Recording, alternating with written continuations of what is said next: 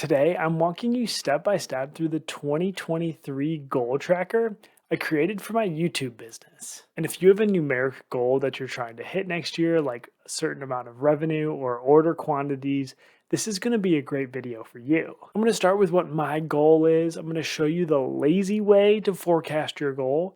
I'm going to show you a smarter way to forecast your goal. And I'm going to finish with a nice little chart to track our progress against our goal.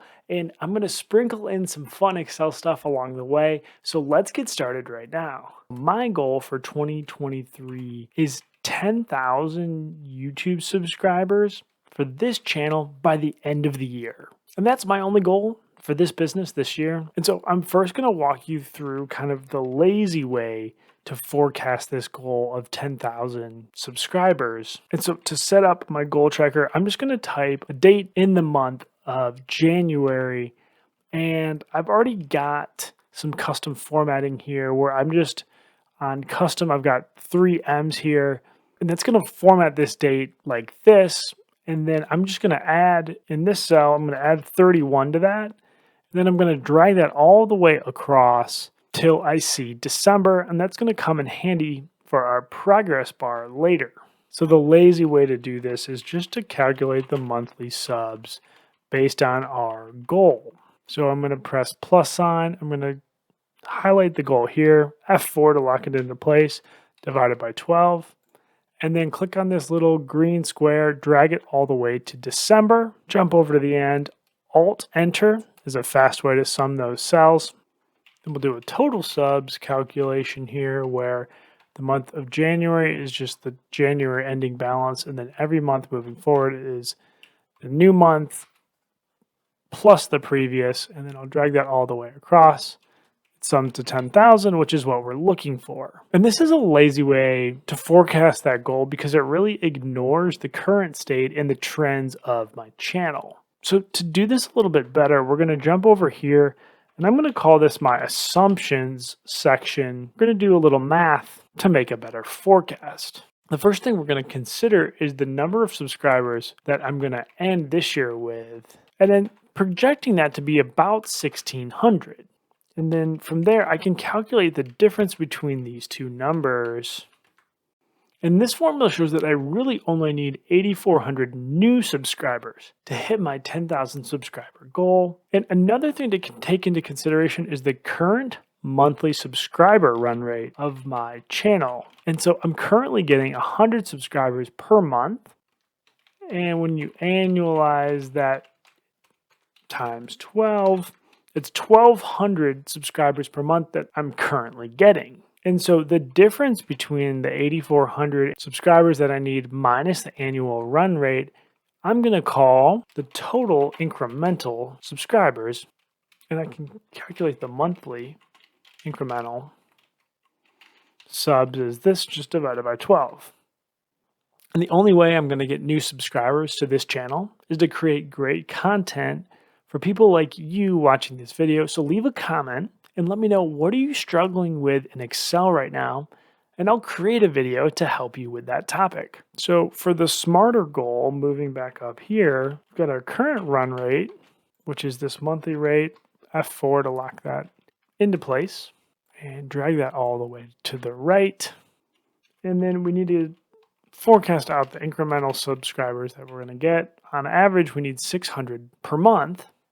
But I don't want to forecast 600 incremental subscribers out of the gate because I know that's not realistic. And there's nothing worse than hitting January 31st and realizing you're so far behind in your goals that you could never claw back. So I'm going to start by my incremental subs being just 10, 20.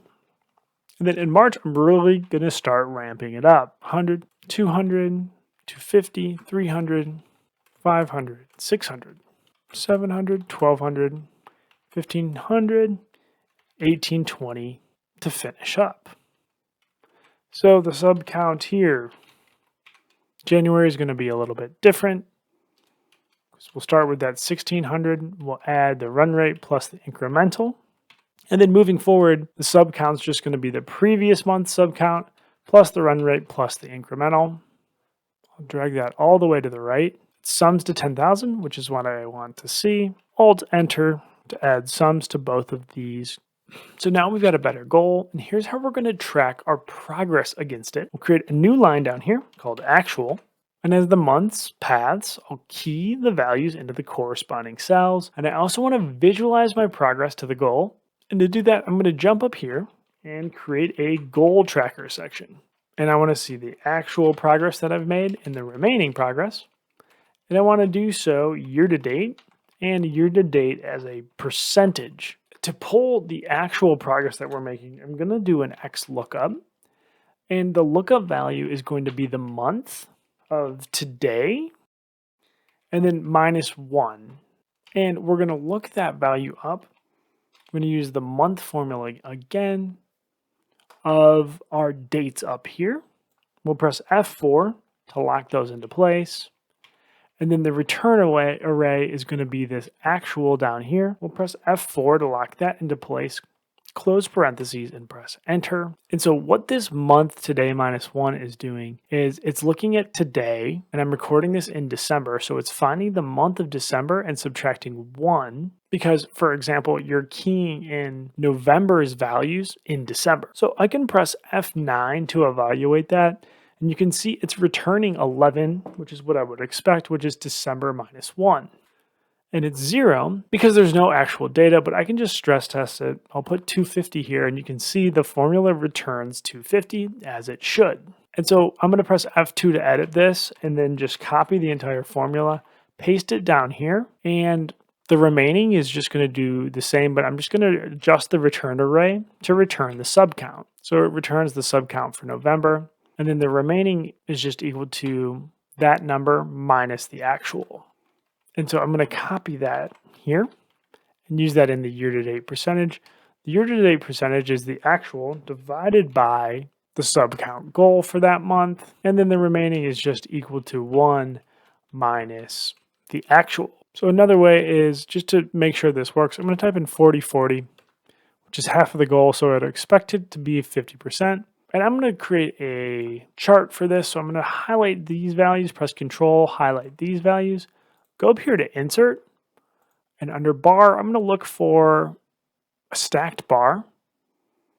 And I know I need to go to Chart Design and switch the row and column because that's what I'm looking for right here. And I don't like the axis and I don't like the grid line, so I'm going to unhide that and make this a little bit smaller. And I only want to show the data labels for the actual progress that I made. I'm going to click on that and click Data Labels, and then bring up More Options.